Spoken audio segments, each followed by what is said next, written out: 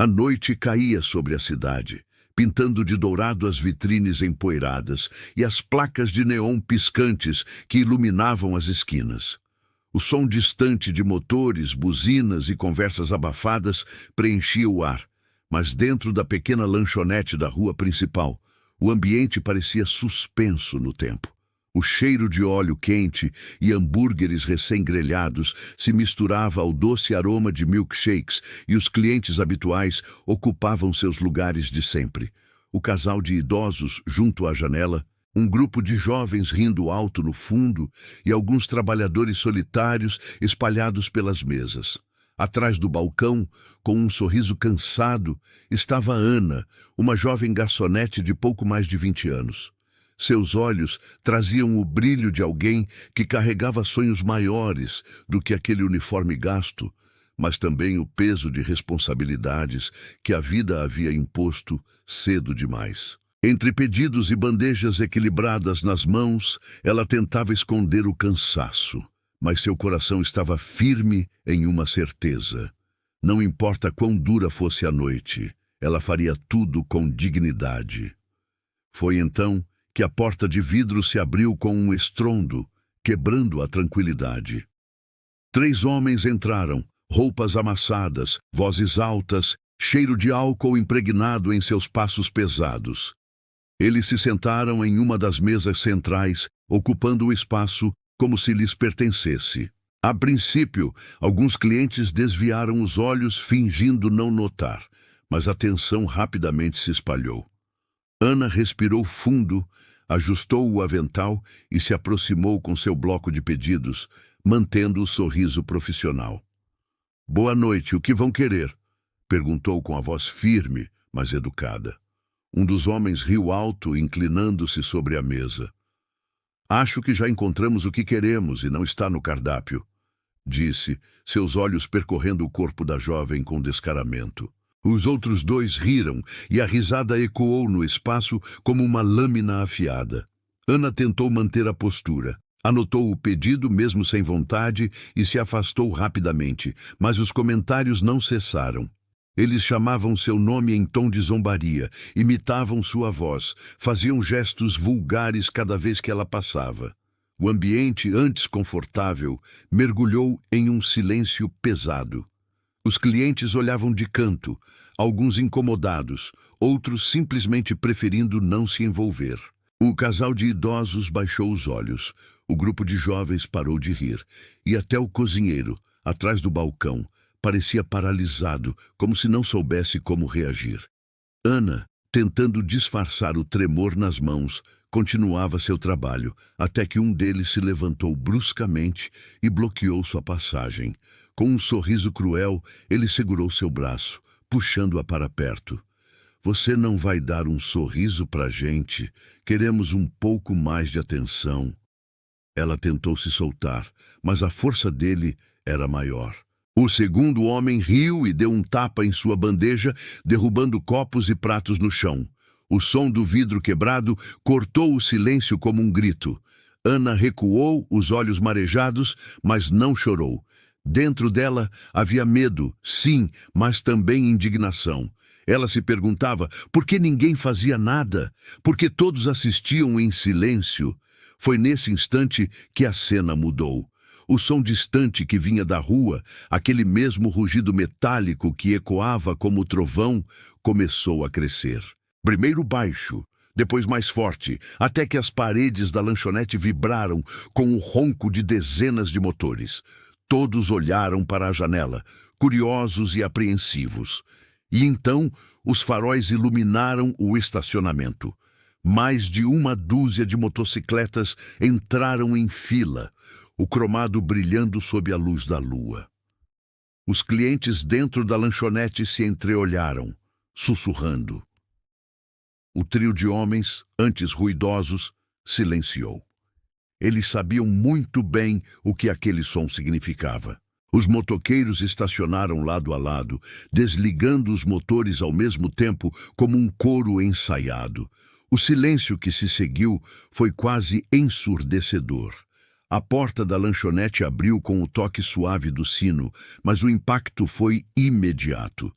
Um homem alto, barba espessa, jaqueta de couro pesada, entrou primeiro. Seus olhos, duros como aço, varreram o ambiente em segundos. Atrás dele, outros seguiram, cada passo ecoando no piso de azulejo. Não houve gritos, não houve pressa.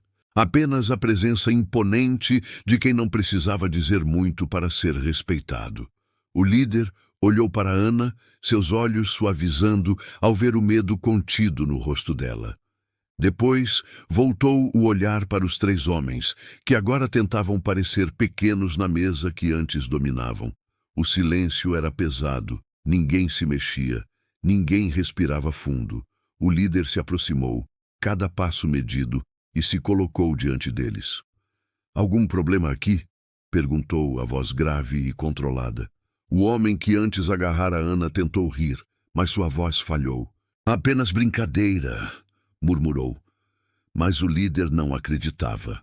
O olhar dele cortava como lâmina, expondo a covardia escondida atrás das bravatas. Um dos motoqueiros aproximou-se, pegou os cacos de vidro no chão e colocou sobre a mesa dos agressores. "Vocês quebraram algo que não é de vocês", disse calmamente, mas o tom carregava ameaça.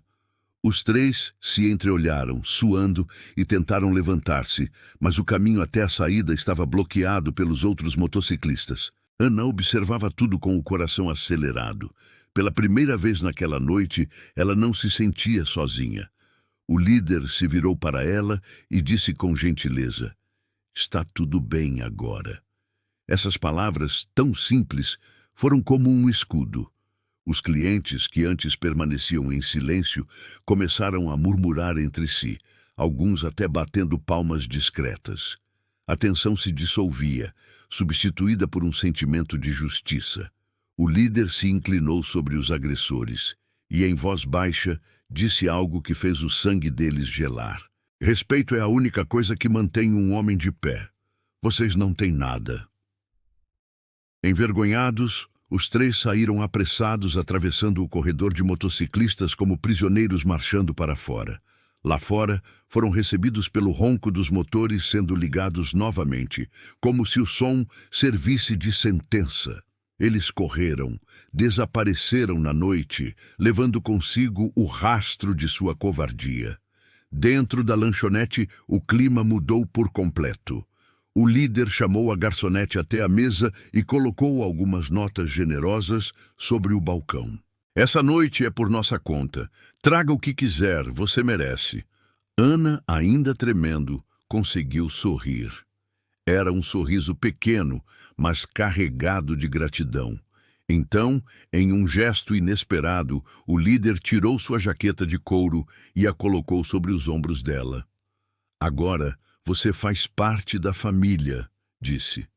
A jovem não conteve as lágrimas. Não eram lágrimas de medo, mas de alívio, de reconhecimento, de algo que talvez ela nunca tivesse sentido. Segurança verdadeira. A lanchonete explodiu em aplausos. O casal de idosos sorriu emocionado.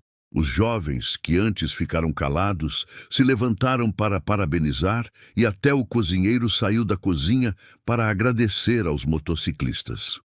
O momento tinha se transformado em algo maior do que uma simples intervenção. Era uma lembrança viva de que a coragem pode vir de onde menos se espera. Ana voltou ao balcão, com a jaqueta pesada sobre seus ombros frágeis, mas agora com uma força renovada.